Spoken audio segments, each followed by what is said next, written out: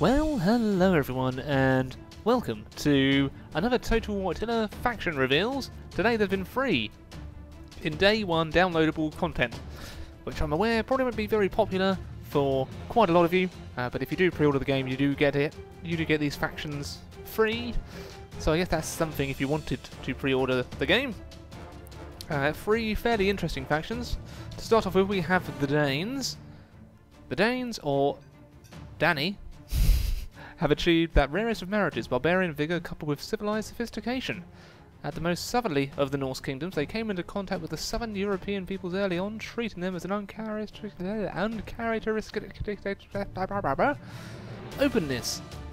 After this, many left their lands to seek their fortunes elsewhere, returning with more than just gold. One recognised the potential of the Roman alphabet, adopting it to suit his native tongue and the writing materials available in the north.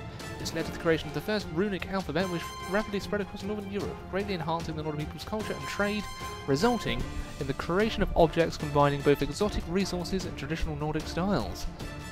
Yes. So, I think they're putting a lot of emphasis of the culture behind the Danes, and they're not just meant to be kind of Viking raiders, etc. However, neither wealth nor culture has dampened the Danes' desire for conquest. I'm not calling them the Danes. The Danes can't desire for conquest. Many northern tribes plunder foreign shores yet neglect their own. Not so the Danes. Poised to take advantage of the ensuing upheaval, they strive to forge a grand Nordic empire to outlast that of Rome. Born to raiding like the other Norse tribes, the Danes know full well how to profit from destruction. Born to the sea, they can navigate the roughest waters safely, and the seasickness is viewed as a weakness of lesser men. So there we go. A nice naval battle. You get to see what the ships will at least should look like in Attila, and the kind of combat that should be in it. I'm presuming this is a boarding vessel. Okay, so there we have the Danes. On to the Geats. Geats? I'm going to go with the Geats. Legendary ancestors of Beowulf. The Getai. The Getai? Manifest all the intrepid boldness of the famous hero. Wow, my pronunciations today are truly dire.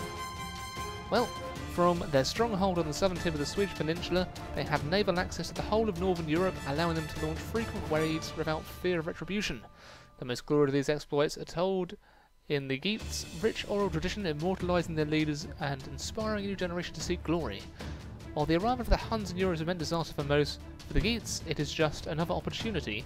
Recently their king Gizur led a force into Central Europe to fight alongside the Goths in exchange for Roman gold and goods.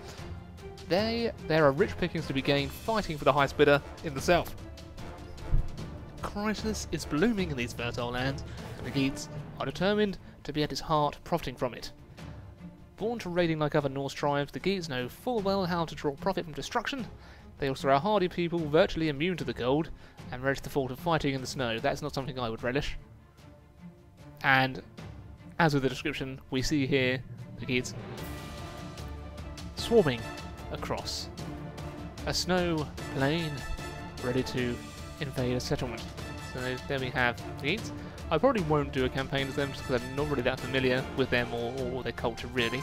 But here we have the Jutes. Now, the Jutes actually had a kingdom in England, at least well, they had probably several, but the one which I grew up in little Kent down here. So the Jutes, for the kind of historical aspect, are ones that I'm very tempted to play as and do a campaign as. So the ocean laps the coasts of Juteland, summoning its inhabitants to new adventures and conquests. As such, the Jutes have always been the most intrepid of the Norse-speaking peoples, looking to distant shores or clashing over the sparse northern lands.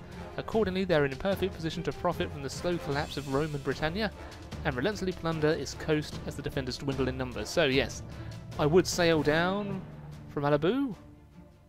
Again, please excuse my pronunciations, and sail down to Kent, and that would be my first conquest down here. The Jutes' leadership use the spoils of their raids to make exquisite prestige goods. Should the Jutes succeed in conquering Britannia, many more will no doubt be forged. A successful conquest will be a great undertaking, and one requiring them to draw on the very depths of their fortitude. To drive out the remaining Romans, subdue the belligerent locals, and foil the ambitions of their Saxon neighbours, they also covet this green and pleasant land. The Jutes have vowed no less. Born to raiding like the other Norse tribes, the Jutes know full well how to draw profit from destruction. When fighting and destroying settlements, their fearsome warriors leave no stone unturned, and inevitably return richer men for their conquering. So there we have it. The Jutes. So, I've already announced one campaign that I'll be doing, which will be the Saxons, and I probably will definitely do the Jutes as well. Maybe even another faction as well. Oh man, when Total War Attila comes out, I am going to be busy. But there we have it, the 3 new factions, the Jutes, the Geats, and the Danes. All day 1 DLC, so if you wanted to pre-order the game, then it will come free. If you wanted to pick up this pack afterwards, I think it's £5.99 or your regional equivalent.